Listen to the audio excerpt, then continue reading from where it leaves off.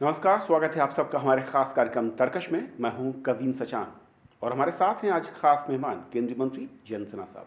Sir, स्वागत है। नमस्कार।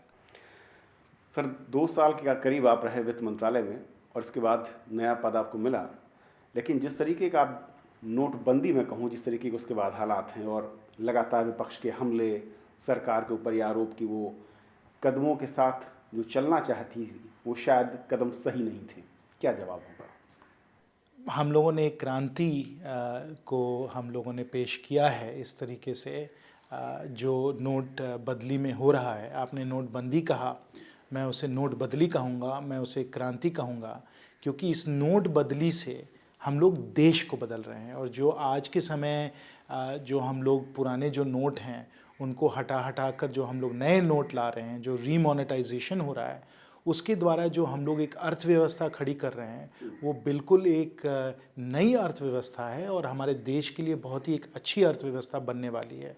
क्योंकि इसमें जैसे माननीय प्रधानमंत्री जी, माननीय वित्त मंत्री जी ने कहा है कि जो टैक्स चोरी हो रही थी, जो काला धन हो रहा था, जो भ्रष्टाचार हो रहा था, जो काउंटर फीटिंग हो रहा था, ये सब अब बहुत कम हो जाएगा और टैक्स कंप्लायंस बढ़ जाएगा, बैंकों को डिपॉजिट मिल जाएगा और जो ईमानदार लोग हैं उन लोगों को इससे फ़ायदा होगा। तो इसलिए मैं कहूँगा कि ये क्रांति है, ये सिर्फ एक नोट बदली नहीं है, एक देश में एक परिवर्तन है, देश में एक बदली है। तो ये एक बहुत क्रांतिकारी कदम है और जो लोग इसका विरोध कर रहे हैं वो मैं समझता नहीं हूँ क्यों वो लोग ये विरोध कर रहे हैं, क्योंकि देश को हम लोग एक इतने अच्छे जगह ले जा रहे हैं।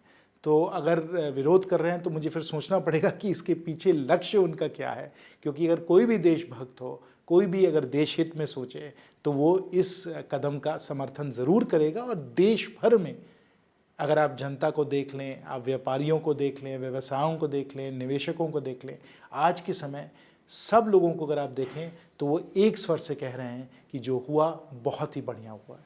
क्योंकि विपक्ष का आरोप ये है जयंत साहब कि देश में क्रांति ज़रूर हुई, लेकिन सब लोग कतारों में खड़े हो गए। जो कतारें एक दो नहीं बल्कि हफ्तों से लगातार जारी हैं और जिसकी मियाद दिखती नहीं कि वो ख़त्म होगी।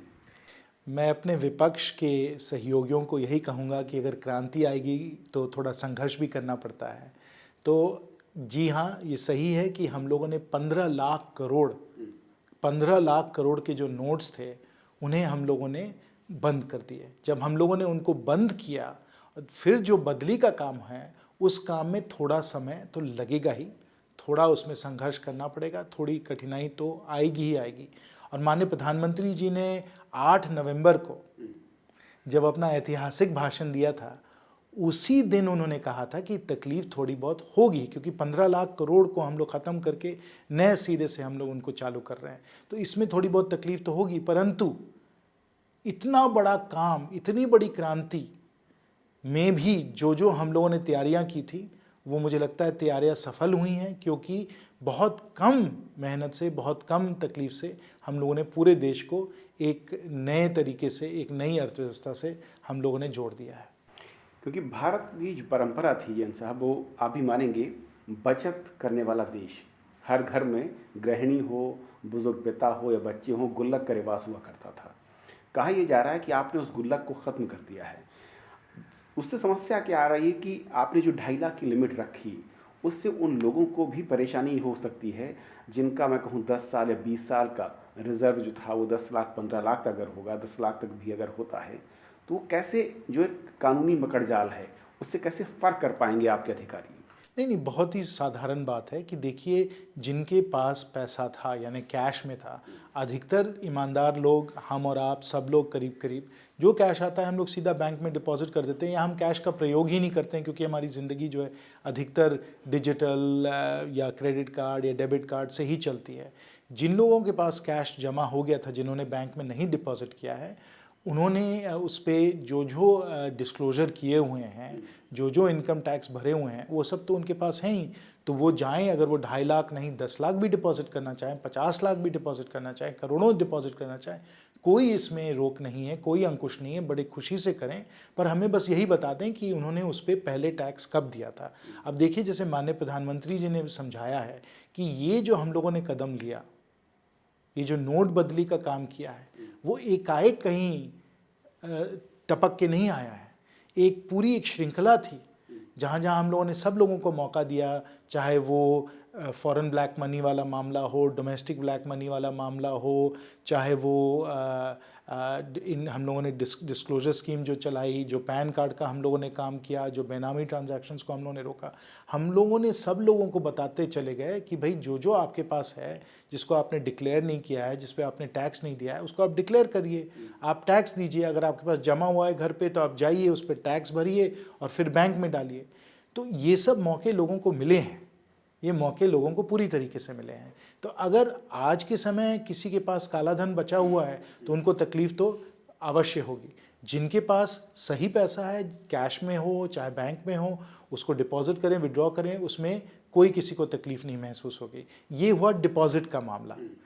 विड्रॉल आपको मालूम ही है कि अभी करेंसी जो है वो धीरे धीरे सिस्टम में आ रही है। शहरों में करीब करीब पूरी तरीके से कैश जो है आ चुका है, ग्रामीण क्षेत्र में अभी धीरे धीरे आ रहा है। जैसे ये हम लोग एकदम एक नॉर्मल एक परिस्थितियों को हम लोग बना लेंगे, तब कैश के विड्रॉल में किसी को कोई तकलीफ़ नहीं होगी। जैसे पहले आप विड्रॉ करते थे वैसे आप आगे भी विड्रॉ करेंगे। इसलिए माननीय प्रधानमंत्री जी ने कहा है कि आप 50 दिन दें, 50 दिन दें। 50 दिन के बाद चाहे वो डिपॉजिट का मामला हो जो अभी भी नॉर्मल है, या विड्रॉल का मामला हो वो फिर नॉर्मल हो जाएगा। और ये सब जो अड़चनें जो आज के समय हम लोगों को महसूस हो रही हैं वो सब खत्म हो जाएंगी। लेकिन, और सबसे महत्वपूर्ण बात तो ये है कि लेकिन इस दौरान ये 50 दिन का जो थोड़ा बहुत हम लोगों को कष्ट सहना पड़ा, इस दौरान हम लोगों ने एक नई अर्थव्यवस्था, एक नए भारत को हम लोगों ने खड़ा कर दिया है। और जो अब नया भारत जो बन रहा है, जो हम लोग निर्माण कर रहे हैं, वो मैं समझता हूँ कि हम लोगों को सिर्फ 1 साल, 2 साल, 5 साल हम लोगों को मतलब एक अच्छे रास्ते पे नहीं ले जाएगा। अगले 25, 30, 50 साल भी जो हम लोग भारत बनाएंगे, जिस रास्ते पे जाएंगे, वो एकदम एक आश्चर्यजनक, एक बहुत ही अद्भुत मैं समझता हूँ एक रास्ता बनेगा। आप लोग कह रहे हैं 50 दिन। पूर्व वित्त मंत्री पी चिदम्बरम साहब कहते हैं कि 84% जो करेंसी आउट की गई है, यानी कि 84% अगर शरीर से ब्लड को हटा लिया गया तो 16% ब्लड के साथ इंसान 50 दिन नहीं बल्कि करीब 8 महीने से 12 महीने का वक्त लगेगा दोबारा से सामान्य हालात आने में। जो करेंसी छापने की स्पीड है, अगर 24 आवर काम होता है। ये गलत उनकी बात है, इसको मैं खारिज करता हूँ। और देखिए, इसको आज के समय ही आप स्पष्ट नज़र आपको सामने है कि जो लाइनें थी वो जो पहले बड़ी लंबी नज़र आ रही थी अब काफ़ी कम हो चुकी हैं। तो जो नॉर्मलसी जो आना था वो ऑलरेडी आ रहा है और आगे आगे बड़े जल्दी ही काफ़ी तरीके से नॉर्मल हो जाएगा। अगर 8 महीने की बात सच्ची में होती तो ये नॉर्मलसी इतने जल्दी आ पाती? बिल्कुल नहीं आ पाती। तो इसलिए जो उनकी बातें हैं वो मैं नहीं समझता हूँ कि उनमें बहुत तर्क है। एक दूसरी बात जो कई सारे इकोनॉमिस्ट की ओर से भी सवाल उठाए गए, इन सब की सरकार ने कदम अच्छा उठाया, लेकिन कुछ पतले सकरे गलियारे छोड़ दिए जहां से ब्लैक मनी का अभी भी वाइड का खेल चल रहा है। 2 बड़े फील्ड हैं, एक है प्रॉपर्टी सेक्टर और दूसरा गोल्ड मार्केट। और यहाँ पर हुआ भी है, जैसे कि मीडिया में तमाम खबरें आई हैं। क्या वाकई ये जानबूझकर छोड़ा गया है या फिर ये गलती से छूटा है? बिल्कुल कुछ नहीं कहीं छूटा है। आपको मालूम है, चाहे वो रियल एस्टेट हो या गोल्ड हो, आप अगर कैश में कुछ भी खरीदें तो आपको अपना पैन नंबर देना पड़ेगा। रियल एस्टेट में तो हम लोगों ने काफ़ी अंकुश लगा ही दिया था। हम लोगों ने कहा था कि रियल एस्टेट में कोई भी कैश ट्रांजैक्शन 50,000 से ज़्यादा नहीं होना चाहिए। अगर मुझे ठीक से याद है तो 50,000 की उसमें हम लोगों ने एक सीमा बनाई हुई थी। और गोल्ड में भी हम लोगों ने कहा है कि 2 लाख से ज़्यादा कोई भी खर्चा करे कैश में तो आपको पैन कार्ड देना पड़ेगा। तो ठीक है, आप जाइए, आप अगर आपको कैश में करना है, सोना लेना है तो आप लीजिए। रियल एस्टेट में तो वो अंकुश है, पर सब जगह आपका पैन कार्ड जो है, आपके पैन कार्ड जो है वो तो हम लोग रिकॉर्ड कर रहे हैं। और जब हम लोग बैठकर सब जो ट्रांजैक्शंस हैं उनकी हम लोग पूरी तरीके से जांच करेंगे, अध्ययन होगा उसका कि कहाँ कहाँ बड़े बड़े ट्रांजैक्शंस हुए हैं, वहाँ फिर हम लोग देखेंगे कि वो आपके जो टैक्सेबल इनकम है, जो आपने जो टैक्स रिकॉर्ड्स दिए हैं, उनके साथ अगर हम उनको कंपेयर करें तो वो सही है कि नहीं है, वो हमें एकदम स्पष्ट नज़र आ जाएगा।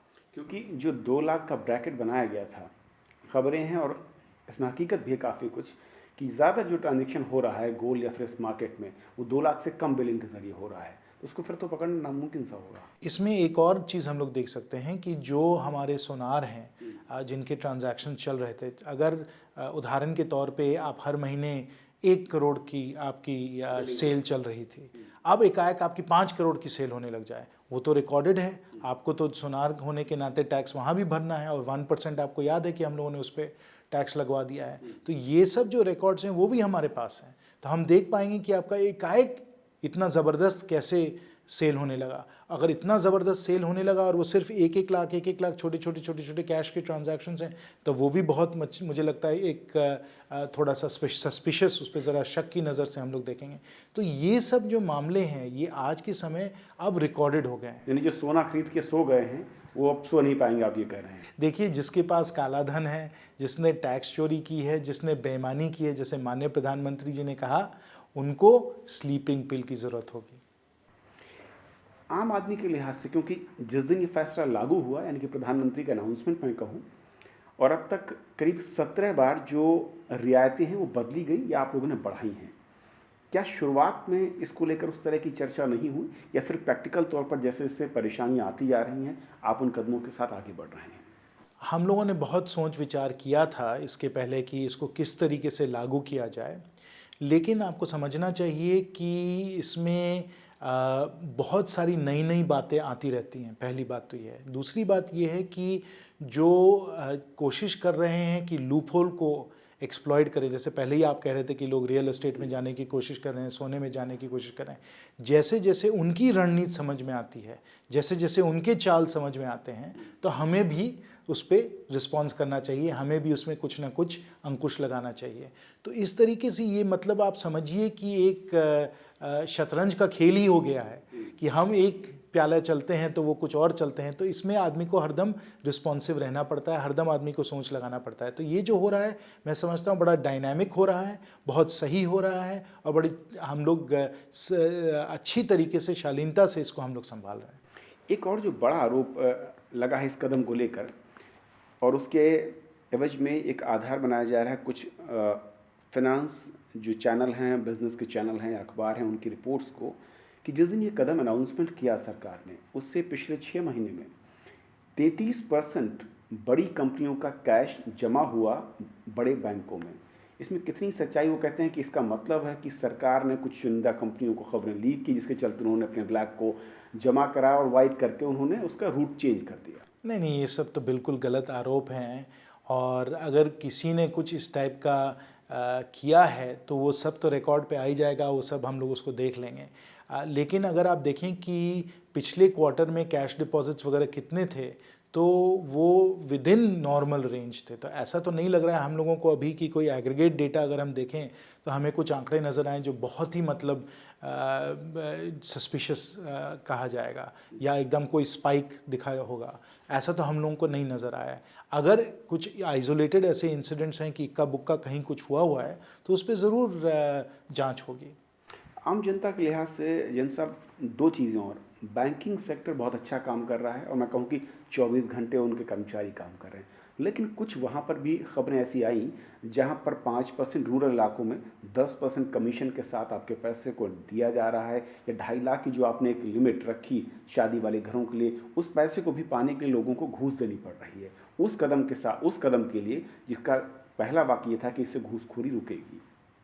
हम सबको पहले धन्यवाद देना चाहिए। हम बहुत आभारी हैं कि हमारे बैंकिंग संस्थाओं के जो एम्प्लॉयज़ हैं, जो कर्मचारी हैं, उन लोगों ने इतनी मेहनत की है, इतना काम किया। जैसे आपने ही बताया, 24 घंटे वो लोग इस काम में लगे रहे, और सोचिए कि देश की सेवा कर रहे हैं, हम सब की सेवा कर रहे हैं, इसलिए वो बहुत हमारे धन्यवाद के पात्र हैं, और हमें उन्हें बिल्कुल कुछ ना कुछ रिकग्नाइज़ करना चाहिए, उनको धन्यवाद देना चाहिए।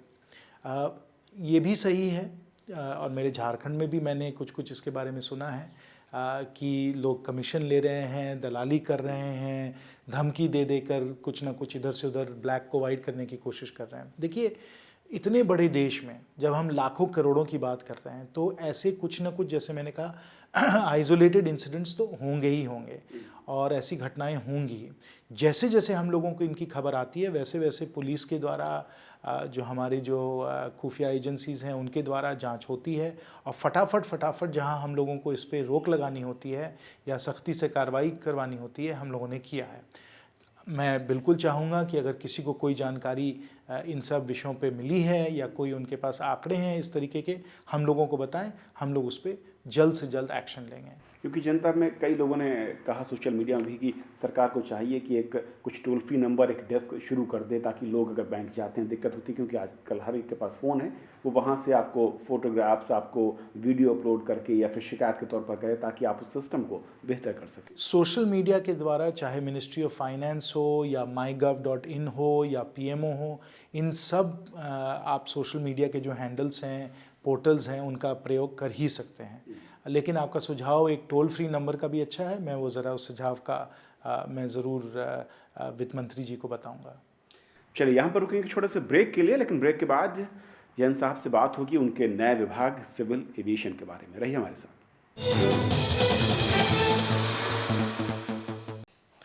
ब्रेक के बाद आपका फिर से स्वागत है। आप देख रहे हैं हमारा खास कार्यक्रम तर्कश, और हमारे साथ हैं केंद्रीय मंत्री जयंत सिन्हा साहब।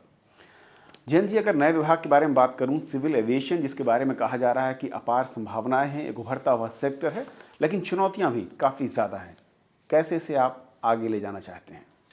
नहीं, बिल्कुल आप सही कह रहे हैं। देखिए, जो एविएशन सेक्टर है वो एक सनराइज सेक्टर है, और बहुत ही अच्छी तरीके से और बहुत दुरुस्त, मैं कहूँगा कि ग्रोथ रेट इसका बना हुआ है। दुनिया भर में अगर आप पैसेंजर ट्रैफिक को देखें तो करीब 6%, 8% चाइना का बढ़ रहा है, अमेरिका का 4-5% बढ़ रहा है, यूरोप में कोई खास बढ़ ही नहीं रहा है। इसके तुलना में अगर हम अपने देश का एविएशन पैसेंजर ट्रैफिक देखें तो वो करीब 20-22% बढ़ रहा है। यानी कि दुनिया में कहीं और कोई ऐसा कोई देश नहीं है जिसमें एविएशन इस तरीके से बढ़ रहा है। अब 22% तो सस्टेन करना काफ़ी कठिन होता है, पर अगर हम लोग 10, 12, 15% ही बढ़ें अगले 10-15 साल में, जो हमारी जो एविएशन सेक्टर के सब जो सप्लायर्स हैं, चाहे वो एयरपोर्ट्स हों, एयरलाइंस हो, इन लोगों को 2 और 3 टाइम्स अपनी कैपेसिटी को बढ़ानी होगी। क्योंकि इस डिमांड को अगर हम लोगों को पूरा करना है तो हम लोगों को अपनी कैपेसिटी 2-3 गुना बढ़ानी पड़ेगी, चाहे वो एयरलाइंस हों या वो एयरपोर्ट्स हों। क्योंकि कहा ही जा रहा है कि जिस तरीके का इंफ्रास्ट्रक्चर हमें चाहिए देश में, और जिस तरीके के हमारे फ्लैट्स की संख्या बढ़ती जा रही, जो शायद फिलहाल 9 करोड़ के आसपास मेरे ख्याल से होगी, 2.5 से 3 लाख करोड़ रुपए का इन्वेस्टमेंट की ज़रूरत होगी आपको पैसे की। कैसे मैनेज होगा? नहीं, बिल्कुल सही है। देखिए, ऐसा है, आज के समय डोमेस्टिक पैसेंजर्स, घरेलू जो हमारे यात्री हैं वो करीब 9 करोड़ हैं। जो विदेश जाने वाले यात्री हैं वो करीब 5 करोड़ है। कुल मिलाकर जो हम लोगों की ट्रैफिक है इस समय, पैसेंजर ट्रैफिक, वो 14 करोड़ है। अच्छा, अब ये जो, जैसे मैंने कहा, ये 14 करोड़ जो ट्रैफिक है ये अगले 10-15 साल में 3 गुना हो जाएगी, यानी 40 करोड़ से ज़्यादा होने वाली है। इसके लिए निवेश में हमें बहुत करना पड़ेगा। जो आपने जो आंकड़े बताए वो सिर्फ हमारे एयरपोर्ट्स के हैं, एयरलाइंस की बात अलग है। एयरपोर्ट्स में ही हम लोगों को 2.5 से 3 लाख करोड़ का निवेश करना पड़ेगा। तो इसकी फाइनेंसिंग के लिए हम लोगों ने बहुत साधन देखे हैं। इसमें इक्विटी जो है उसकी बड़ी भूमिका होगी, और उसमें कई सारे एयरपोर्ट ऑपरेटर्स हैं आज के समय जो दिल्ली और मुंबई एयरपोर्ट को चला रहे हैं, वो तो हैं ही अपने एयरपोर्ट ऑपरेटर्स, GMR, GV के साथ साथ विदेश से भी बहुत सारे प्रमुख एयरपोर्ट ऑपरेटर्स हैं जो लंदन में एयरपोर्ट चला रहे हैं, फ्रांस में एयरपोर्ट चला रहे हैं, जर्मनी में एयरपोर्ट चला रहे हैं, सिंगापुर में एयरपोर्ट चला रहे हैं। ये सब जो एयरपोर्ट ऑपरेटर हैं ये भी बहुत ही रुचि रखते हैं, बहुत ही चाहते हैं कि हमारे देश में एयरपोर्ट्स में वो निवेश करें। तो ये हमारे इक्विटी यानी जो कंपनियां हैं जो इसमें इन्वेस्ट करेंगे। साथ साथ हम लोगों को डेट यानी कि हमें ऋण भी लेना पड़ेगा, उसमें भी बहुत सारे इन्वेस्टर्स हैं जो डेट देंगे, जो लोन्स वगैरह देंगे।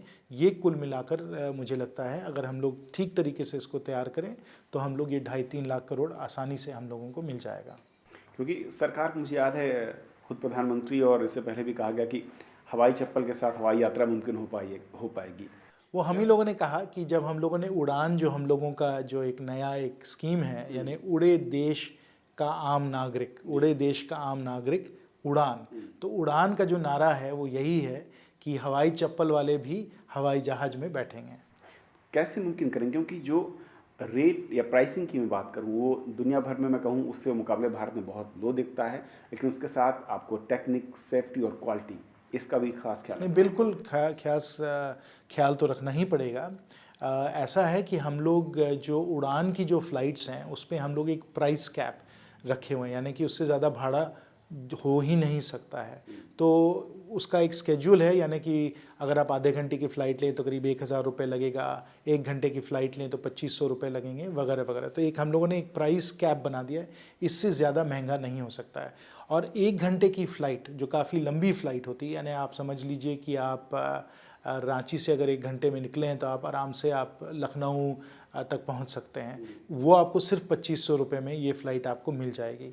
तो हमारा अनुमान है कि जब हम लोग इतना सस्ता रखें, अगर फ्लाइंग को इतना सस्ता करें तो सब लोग, सामान्य व्यक्ति भी आसानी से चल सकते हैं। लेकिन हम लोग सब जो एयरलाइंस हैं उनको सब्सिडी भी दे रहे हैं, सरकार के द्वारा सब्सिडी आ रही है, जिसमें कि जैसे आपने कहा कि एकदम सेफ्टी पे कोई कॉम्प्रोमाइज़ नहीं होगा, कोई समझौता नहीं होगी, और सेफ्टी, सिक्योरिटी और कन्वीनियंस इसको हम लोग पूरी तरीके से बरकरार रखेंगे। एक प्रैक्टिकल प्रॉब्लम शायद आप लोगों ने भी कई बार देखी होगी कि जब दिल्ली या मुंबई जैसे एयरपोर्ट पर हम प्लेन के ज़रिए आते हैं तो कई बार आधे घंटे और 45 मिनट तक वेटिंग टाइम होता है।